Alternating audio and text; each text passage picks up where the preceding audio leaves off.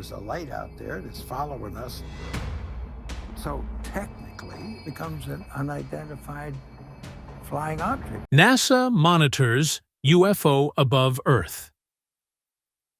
A viewer spotted something unusual on the International Space Station live stream. They noticed an object faintly sitting above Earth's horizon, with the sun behind the ISS, which made it unlikely to be a lens flare. The camera was zoomed in on this exact spot when it first appeared, but shortly after, it zoomed out to its regular position, making it harder to focus on the object. The object itself was cigar-shaped, dim, and had a brownish color. It almost seemed to be moving or possibly spinning, although it's unclear if it was actually shifting position or simply fading out. The object appeared in the darker part of space, which matched the expected behavior for something that far out. The camera's zoom in on this object was brief, but the fact that it happened raised some questions. Such sightings have been recorded before, and this particular object was unlike typical lens flare shapes, which often appear when the sun is directly in front of the camera. It wasn't clear if this was a genuine UFO or just another mysterious anomaly, but it definitely stood out. Gordon Cooper's UFO sighting. Gordon Cooper was an American astronaut known for being the last person to fly solo into space. His experience adds an interesting twist to the usual UFO sightings. During his final solo trip around Earth in the Mercury space capsule, Cooper saw something extraordinary, a glowing green object moving at an incredibly fast speed toward him. But what made his experience even more unique? Cooper didn't just catch a quick look at it. The object was also detected on his space capsule's scanner, and he immediately reported it to the space station on Earth. Surprisingly, reporters were instructed not to ask him about the sighting, adding another layer of secrecy to his experience. Cooper had always been open to the idea of extraterrestrial life. Long before his space missions, while flying planes in Germany, he claimed to have seen flying objects moving in ways that defied explanation. Unlike many astronauts, Cooper didn't just believe in UFOs, he openly discussed them. In an interview, he revealed that he had been told to stay silent about what he had seen, hinting at a much bigger cover-up. His claims didn't stop at his own experiences. He stated that U.S. tracking systems spotted UFOs almost daily, but this information was kept from the public to avoid widespread concern. Cooper's accounts go far beyond a single event. They open the door to a world filled with secrecy, hidden information, and the possibility that life beyond Earth may be closer to being acknowledged than we think. White and McDivitt's UFO encounter. In June 1965, something unusual took place during the Gemini 4 space mission. Major James McDivitt was orbiting Earth near Hawaii when he noticed something that didn't belong. Imagine being high above the planet, surrounded by silence, and then spotting a white tube-shaped object with a protruding section. This wasn't just another piece of space debris, it had a distinct shape. McDivitt quickly tried to capture images of it while his fellow astronaut, Ed White, was asleep. This meant McDivitt was the only one who witnessed the encounter firsthand.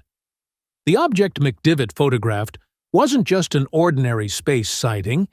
He even had to slightly adjust the spacecraft's path, fearing the object might come too close.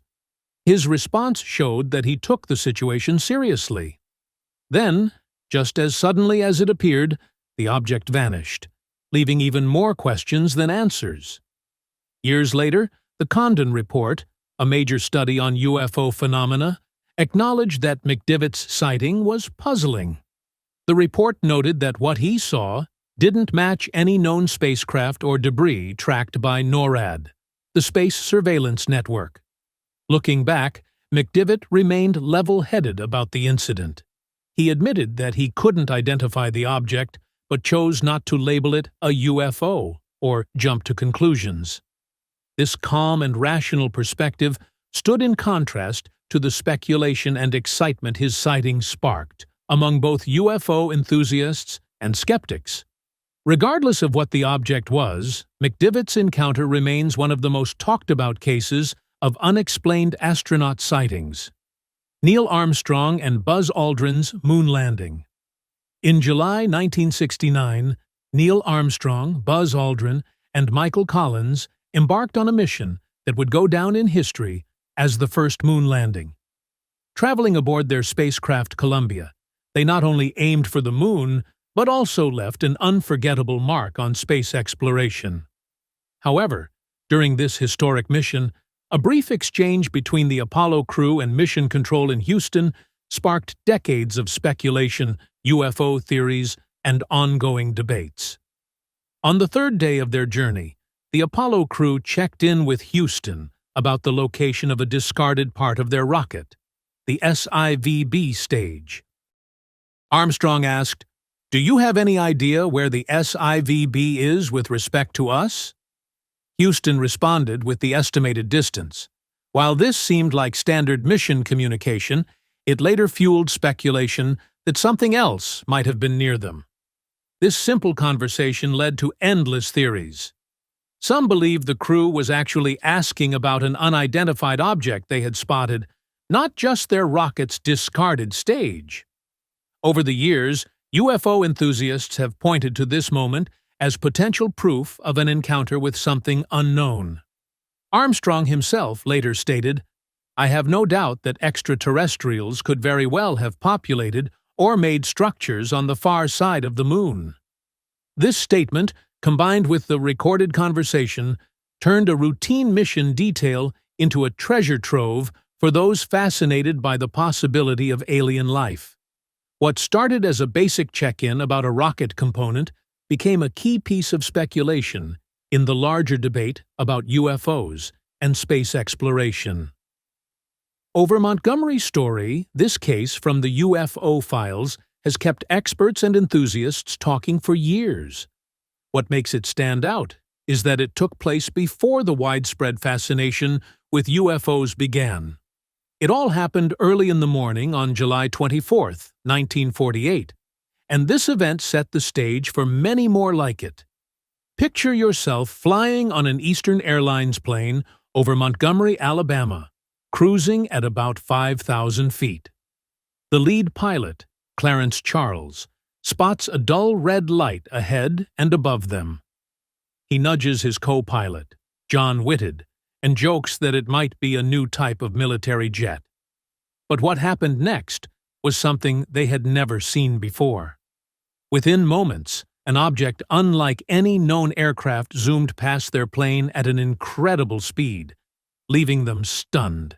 It then shot upward, leaving behind a fiery trail before vanishing into the clouds. They described it as a long, cigar-shaped object with windows and 2 levels, something that didn't match any plane or natural phenomenon like a meteor.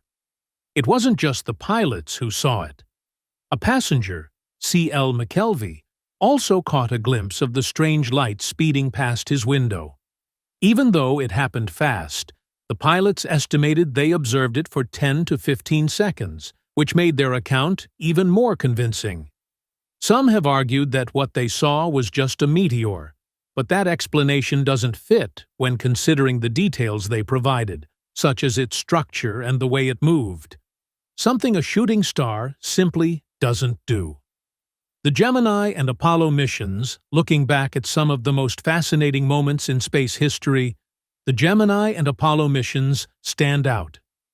In December 1965, during a 14-day mission on Gemini 7, astronauts James Lovell and Frank Borman spotted something unexpected. Borman reported an unidentified object floating in space, something that wasn't just another piece of space debris, and wasn't their own Titan booster rocket, as confirmed by Mission Control at Cape Kennedy.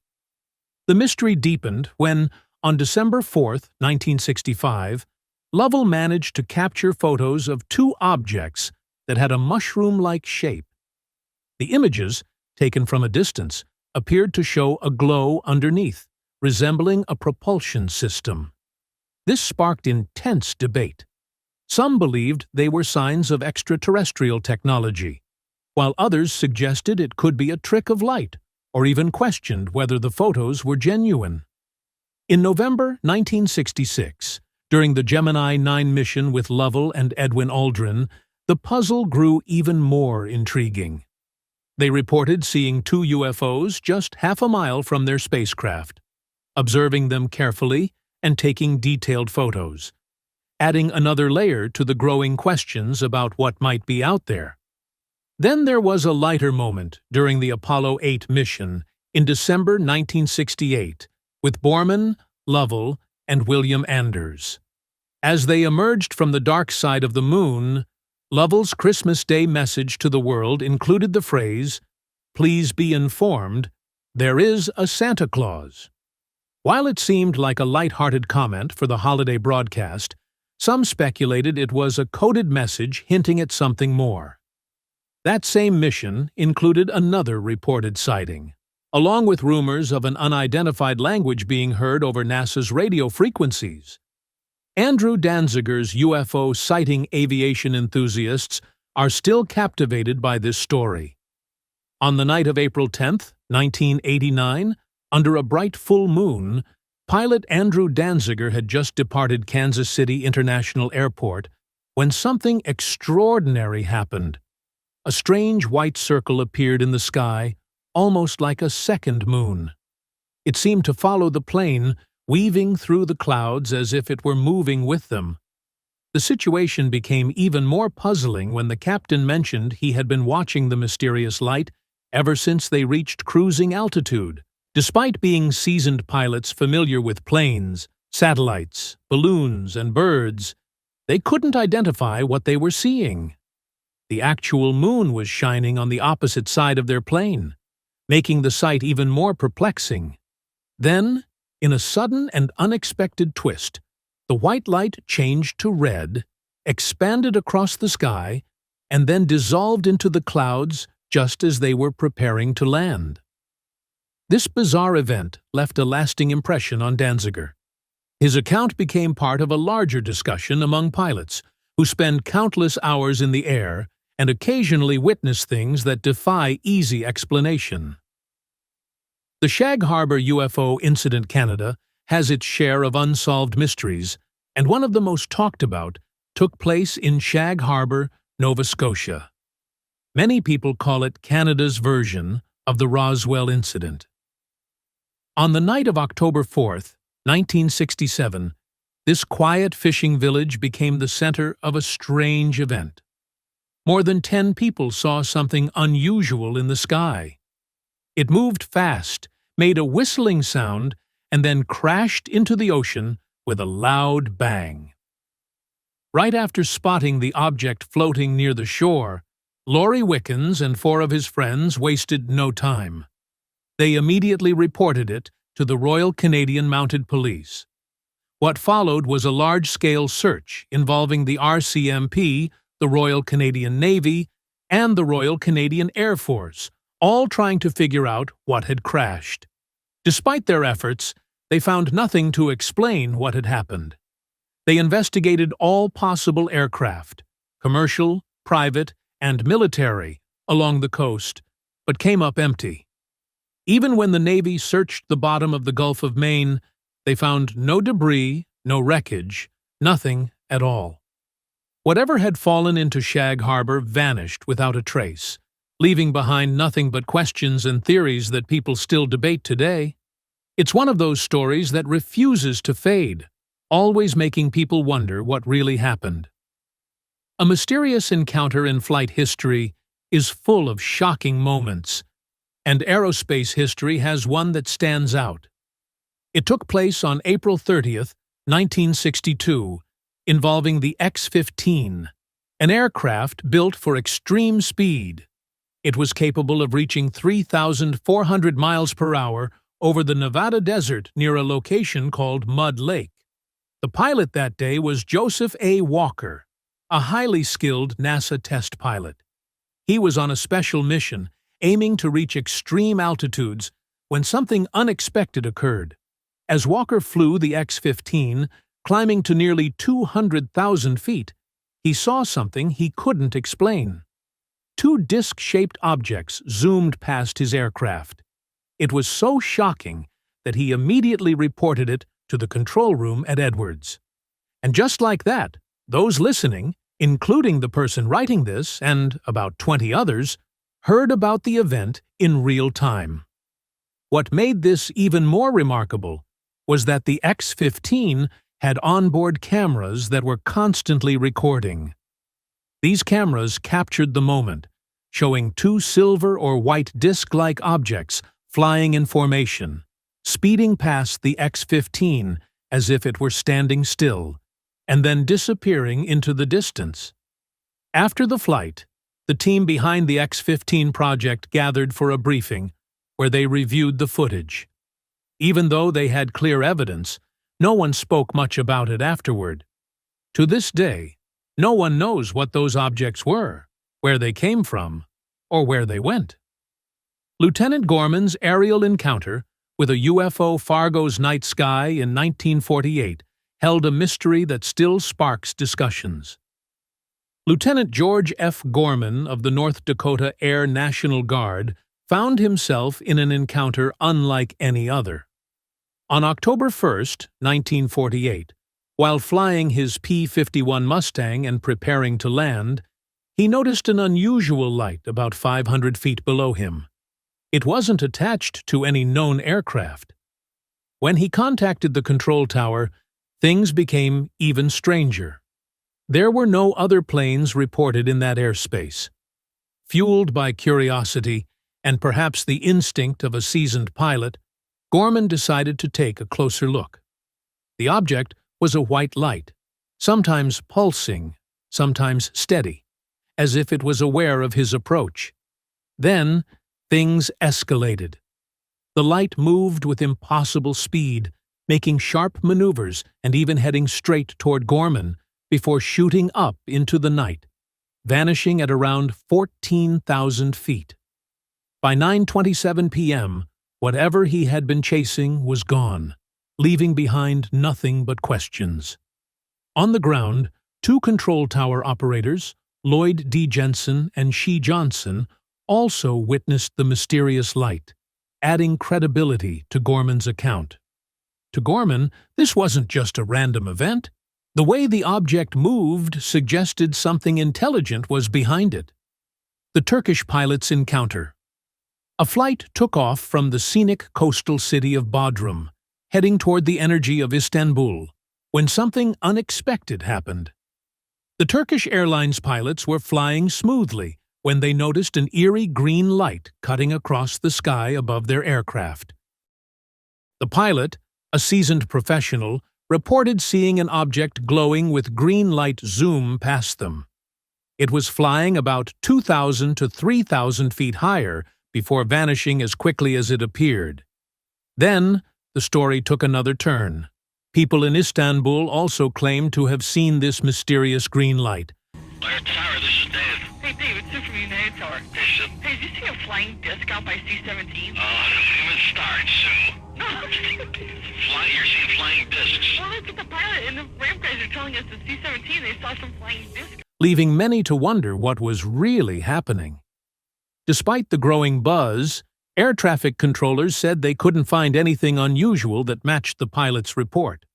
Some skeptics suggested it was just a green laser pointer reflecting off the clouds, but experienced pilots know the difference between an everyday light show and something truly out of the ordinary. The idea that a simple laser pointer could produce such a massive, unexplained display seems unlikely.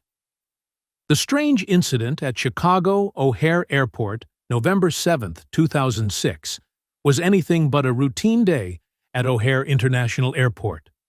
What started as another busy afternoon turned into an event people still talk about. Nearly a dozen United Airlines employees, from pilots to ground crew, reported seeing a metallic, saucer-shaped object hovering in the sky.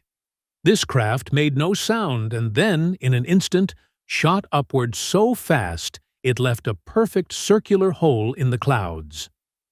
John Hilkovich, a reporter from the Chicago Tribune, broke the story, revealing that the object had been visible for about 2 minutes. At first, the Federal Aviation Administration, FAA, brushed it off, claiming they had no information on the sighting. But after a Freedom of Information Act request, fragments of recorded conversations about the UFO surfaced, hinting that there was more to the story. The FAA initially suggested it was a weather phenomenon known as a hole punch cloud, but the weather conditions that day didn't support that explanation. Then they tried attributing it to airport lights, but those lights weren't even on at the time of the sighting. Even though multiple witnesses saw the same thing, no official investigation was ever conducted. 1986 UFO sighting by Japanese pilots. In November 1986, an event occurred that left people puzzled, involving a Japanese Airlines cargo flight flying over Alaska's frigid skies. Captain Kenju Tachi and his crew were on a routine flight, transporting French wine, unaware that their journey would soon become a major topic in UFO discussions. Initially, Captain Taraki thought they might have encountered U.S. fighter jets on a patrol, as it was the Cold War era and they were near the Soviet border. However, things took an unexpected turn when these objects acted in ways that made him realize they weren't just ordinary jets. He described 2 spacecraft appearing directly in front of their plane, so bright that the cockpit lit up, and he could even feel the heat on his face. These weren't typical aircraft. Taraki described them as square-shaped, with some sort of propulsion system that had circular exhausts, creating interesting patterns. Not only were they a strange sight, but these objects also interfered with their communications to the ground, adding to the mystery. Taraki's story certainly raised eyebrows, especially since the rest of the crew only saw the lights, but didn't go as far as to call them spacecraft. Skeptics, like the Committee for Skeptical Inquiry, suggested that natural causes, such as light bending through ice crystals in the clouds, might explain what they saw. They felt this theory was more plausible than alien visitors, but it still didn't provide all the answers. U.S. Navy-confirmed UFO sightings. At the close of 2019, the U.S. Navy made an unexpected announcement. They acknowledged the existence of unidentified aerial phenomena. This was confirmed by Navy spokesperson Joe Gradisher. He explained that the Navy's decision to disclose these sightings was to make pilots feel more comfortable reporting their encounters. Previously, pilots were hesitant to come forward, fearing judgment or being dismissed due to wild theories surrounding UFOs. The reports focused on incidents from December 2017 to March 2018, brought to light by the STARS Academy of Arts and Science. These reports described strange oblong objects appearing and disappearing rapidly, seen in clear detail. Gradisher also referred to a 2004 sighting and 2 others from 2015, where U.S. fighter pilots had close encounters with these strange objects. However, the real kicker is that these reports are just a small fraction of the incidents the Navy deals with regularly. Gradisher explained that such sightings are far more frequent than the public realizes. The Navy also emphasized that these unidentified objects could pose a potential risk to pilots, turning the situation into a complicated puzzle yet to be solved. V-shaped UFOs sighted from 1982 to 1986. In the skies above Hudson Valley, near New York City, something unusual was happening. This wasn't just a one-off incident. Over 5,000 people reported seeing something strange.